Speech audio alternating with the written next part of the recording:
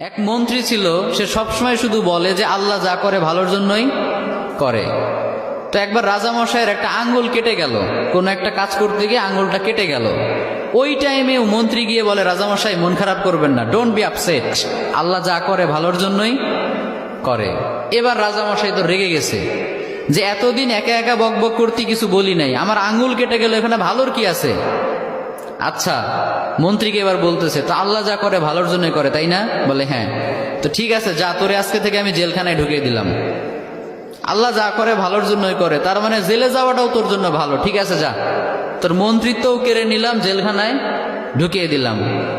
মন্ত্রী এবারও বলে, সমস্যা নাই, আল্লাহ যা করে ভালোর জন্যই করে। তো এবার রাজামশাই আরেকটু রেগে গেছে যে পানিশমেন্ট দিতে চাইলাম, উল্টো দিকে আমাকে নিয়ে ঠাট্টা করে, ভালো লাগতেছে না, কি করবে? রেগে মেগে কয়েকটা লোক নিয়ে, তার সাঙ্গপাঙ্গ যারা আছে ওদেরকে নিয়ে জঙ্গলে